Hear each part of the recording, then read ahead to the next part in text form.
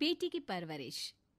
जिंदगी किसी को किस मोड़ तक ला सकती है। एक दिन कविता अपने पति से कहती है, कौन है ये बच्ची, बताते क्यों नहीं, क्यों लेकर आए हो इसे यहाँ? कविता, ये मेरी बच्ची है। माँ पापा मेरी शादी शिवानी से करने के लिए मान नहीं रहे थे, लेकिन मैं उससे बहुत प्यार करता था। अब वो इस दुनिया में नहीं है, लेकिन सन्निका की जिम्मेदारी मेरी है। इसे मैं अपने पास ही रखूंगा। कविता ये देखकर सुनकर सन्न रह जाती है।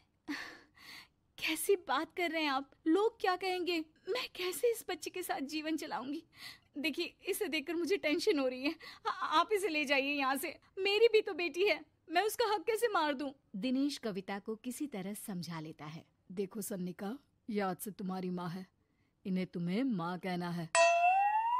कविता को तो सन्निका को देखना भी गवारा नहीं है, फिर वो उसकी माँ कैसे बन पाती? और शायद दिनेश भी ये हकीकत जानता था। कुछ साल बाद देखिए, अब राधिका बड़ी हो गई है, उसके लिए किसी अच्छे घर का रिश्ता देखिए ना। शादी तो करवानी है ना? हाँ, लेकिन सन्निका उससे बड़ी है, पहले तो उसकी शादी तय करेंगे ना। जमाना जानता है कि वो एक नाजायज लड़की है, कोई उससे शादी क्यों करेगा? वैसे भी आता है क्या उसे, जो कोई उसे अपने घर की बहू बनाएगा? तभी वहाँ सन्निका आ जाती है। पापा, मुझे स्कॉलरशिप मिल गई है, आगे का सारा खर्चा यूनिवर्सिटी वाले उठाएंगे। मैं कल ही वहाँ हॉस्टल में शिफ्ट हो रही हूँ। लो, सुना दिया ना फैसला। अरे अब क्यों शिफ्ट हो रही हो? पहले ही हो जाती शिफ्ट। दुनिया में यूं कालिक तो ना होती हमारी। क्या यार कविता, एक तो खुशी की बात है कि लड़की को कुछ आगे बढ़ने पढ़ने का मौका मिल रहा है, लेकिन नहीं, तुमको तो केवल ताना मारना ही आता है। जाकर देखो शिवानी क्या कर रही है। अरे हाँ, मैं शिवानी को दूध देना भूल गई, वो कैसे उठेगी? कविता को ये सुनकर गुस्सा आ जाता है। हाँ हाँ, अपनी किताबों से फुर्सत मिले तब ना। मेरी बेटी ना कुछ खाए ना कुछ पिए, यही तो चाहती हो तुम। सन्निका, जिसने कभी कविता से बात ही नहीं की थी, क्योंकि वो उसे हमेशा कोसती, वो वहाँ से बिना कुछ कहे निकल जाती है। खाना तो पूरा बन गया, अब जाकर आराम से पैकिंग करती हूँ, कल वक्त से निकल जाऊंगी। देखिए जी, वैसे तो ये लड़की मुझे एक आंख पसंद नहीं, अपने कमरे में पैकिंग कर रही है। अरे मुझसे तो कभी बात भी नहीं करती। आप साफ साफ बोल दीजिए उसे कि घर से जाएगी तो सारा काम कौन करेगा? उसकी माँ। माँ का नाम सुनकर सन्निका भी वहाँ आ जाती है। नहीं, वो कैसे करेंगी, वो तो मर गई है ना। उस मनहूस औरत को मेरे घर में याद करने की कोई जरूरत नहीं है, समझी? वैसे भी ना होते हुए भी तेरी शक्ल में लगता है कि वो हमारे बीच में ही है हमेशा से। तो ठीक है ना, जब जा रही हूँ तो क्यों प्रॉब्लम हो रही है आपको? सन्निका घर से निकल रही थी। कविता ना चाहते हुए भी सन्निका को रोक लेना चाहती थी, और वजह थी सिर्फ उसकी सोशल लाइफ का डिस्टर्ब हो जाना। किटी में कविता की सहेलियाँ कहती हैं, क्या बात है, तू परेशान सी लग रही है, सब ठीक तो है ना? क्या हुआ, उस सन्निका ने फिर कोई तमाशा किया क्या? अरे नहीं, चली गई, वो तो ऑक्सफोर्ड की कोई NGO है, उसकी स्कॉलरशिप मिली है। मेरा भाई बता रहा था कि उसका तो फ्यूचर ब्राइट है। अरे चल ना, तुझे क्या, तेरा तो पीछा छूटा उससे। अरे कैसे क्या नहीं, घर का सारा काम करती थी। इसकी छोटी बेटी को भी तो उसी ने संभाला था, याद है? उसकी छोटी बेटी का जो केस हुआ था, वो भी अपने सर ले लिया था। हाँ, तो बदले में सारा खर्चा भी तो हम लोग ही उठा रहे थे ना। और पता है, वो मुझसे बात भी नहीं करती, जैसे पता नहीं मैं ही उसके माँ के मरने के लिए जिम्मेदार हूँ। अरे खुद को क्यों दोष दे रही है? तूने जो किया शायद कोई नहीं करता। कविता को समझ में नहीं आ रहा था कि उसके साथ ऊपर वाले ने ऐसा क्यों किया। वो शाम को घर आती है। आज तो बहुत खुश होगी तुम, एक बला से छुटकारा मिला ना तुमको।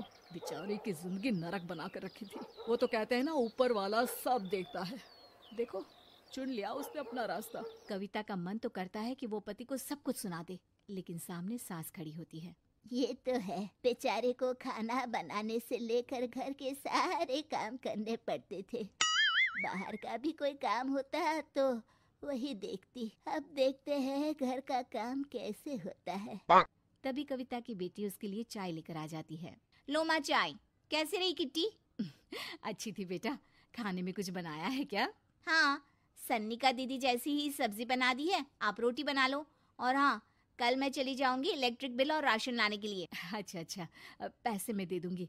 सन्निका कार्ड दे गई है ना? हाँ माँ, एक कार्ड तो देकर गई है।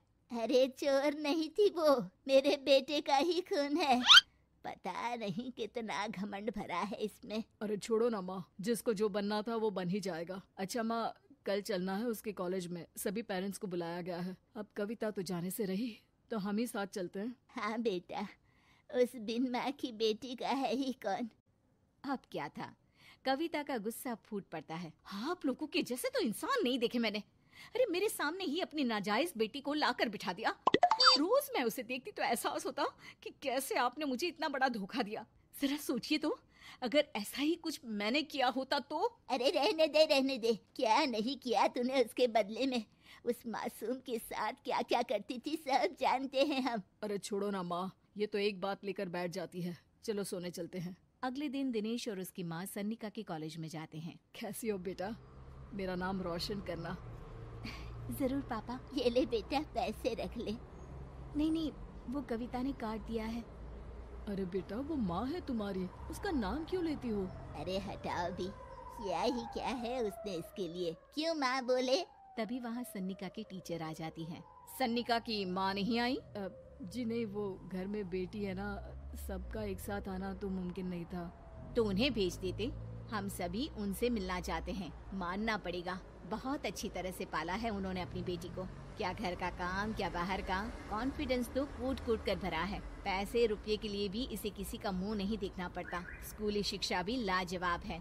पिता और दादी को एहसास होता है कि जिस कविता के पालन पोषण पर उन्हें हमेशा से शक रहा, वो सन्निका के भविष्य के लिए किसी वरदान जैसा साबित हुआ।